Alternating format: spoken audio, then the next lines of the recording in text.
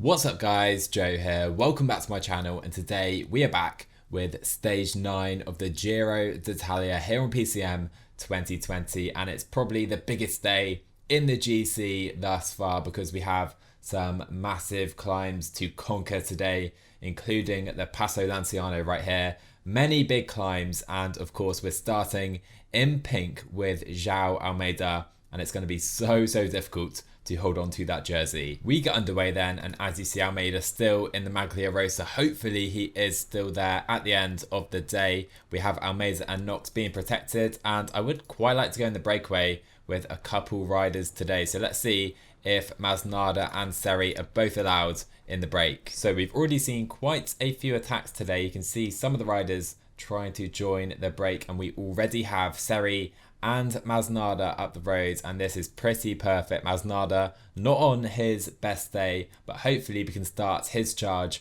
for the Maglia Azzurra today. So at the front of the race, we currently have 9 riders in this group, 4 riders further back still trying to get on, and then we've had some more attacks right here, and still just 130 on the peloton, not really letting this group get away at the moment. And so due to this tempo, we're already seeing the likes of Matt Holmes, Valerio Conti, Lawson Craddock getting dropped, and Seri soon will be joining those guys, I'm afraid. And there you go, Seri is about to go out the back. I hoped we would be able to stay with them over that climb, but to be honest, probably worth sitting up and waiting for the peloton at this stage. And so Fausto Masnada won't be getting any help right here on the Passo Lanciano. Hope I'm pronouncing that somewhat correctly, but 12k average of 7.5%. The race really could start to explode right now. So the pace in the peloton has slowed somewhat as we start this climb. Seri is now back to help in this group, and up the roads, Masnada hopefully is going to be the strongest climber in this group, as already we have the likes of Camponet and Cataldo getting dropped. The likes of Ede, Cepeda and De Ghent look like our main rivals. And here we go, we have 2.5k to go. Ede and De Ghent are attacking pretty aggressively right now. I'm going to pace at 88 instead of following them straight away. May regret that though, as they're going some way up the road right here. 1800 meters left. Ede looks pretty strong, so does De Ghent, but here comes Masnada racing past them again into the final kilometre. We'll try a little kick attack away from them as we come past De Ghent. We're too strong for him, but today looking very good, but Masnada is going to be the strongest man right here, and he takes, I think 32 points. That is a perfect start to his hunt for the Maglia Azzurra, already on 8 points, and hopefully we're almost in that jersey already. And what a ride by Davide Ballerini, able to stay here and protect Almeida into the downhill section. Seri just clinging on to this group, going to be difficult for the Belgian man, and I think he will just about stay in the main peloton. Okay, so at the front of the race we have Ede, Masnada and Thomas De Ghent, 3 minutes clear of any other rider from that breakaway. Those 3 guys clearly the strongest, and everyone else is almost swept up by the hard chasing peloton. Oh boy, it's all happening at this race as Kaiser falls behind. Hopefully he is able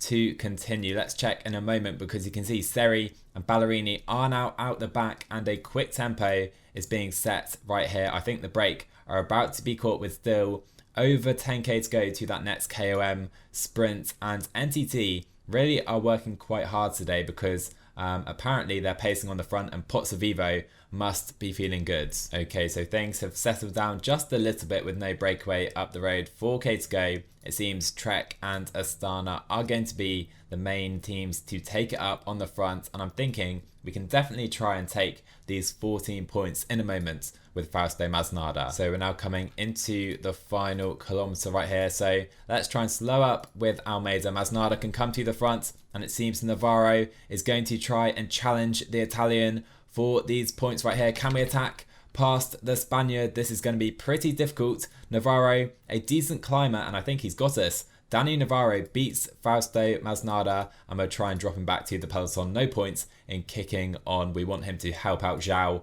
Almeida, but you can see he is now in the provisional Maglia Azzurra, and suddenly we're seeing an eruption in the tempo. It's Attia Volta coming to the front of the peloton and really setting a high tempo. We're having to up this to 80 just to hold the wheels and stay in position with Almeida, but let's go to 82 because we want to come to the front of this group if that is possible. And here we go, we're having a few attacks at the top of this climb, and sadly Masnada is not able to compete, and Simon Yates is actually on the move over the top of this climb with Masnada out the back. Knox is going to have to make sure Almeida is staying in a decent position. So we have Van Hooker, Navarro, Visconti, Pozzovivo, Simon Yates and Galapan now up the roads, and Yates is the main danger out of all of those guys, but Jai Hindley seemingly is going to bring them in, hopefully at least. So there you go, those 5 riders are brought in. Let's sit up basically with James Knox at maybe 30, just staying in a decent position. Galapan,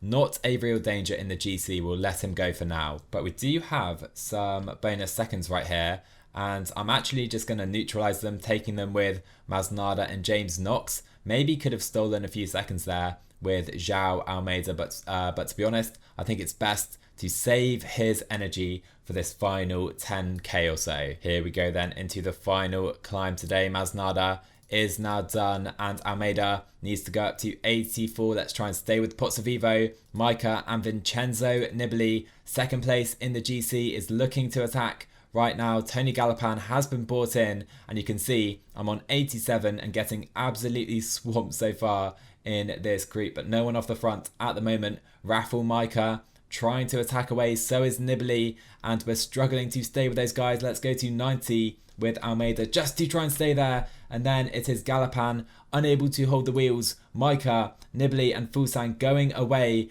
and I'm just trying to stay here. Knox really struggling to stay with Almeida. We still have 5k to go, so we do need to be careful with that final kilometre, looking very, very difficult. And you can see Fusang ahead of Nibali and Raffle Micah at this stage. And so James Knox does a brilliant job, able to stay with João Almeida. We have Stephen Kruijswijk willing to work on the front. 16 riders are in this group, as you see right here, but let's continue pushing with James Knox. Almeida can now use his gel. He needs to go by himself as James Knox is now done. Let's go to 80, 90, 93, 95 with Almeida. Can we hold on to the Magliarosa? It's going to be very difficult today. Fusang and Nibali trying to get it ahead of us, but Almeida coming back in the final. Nibali looks done. I think Fusang is going to take the stage today, or is he done? Raffle Micah is coming through, and Raffle Micah is going to win this stage ahead of Fusang,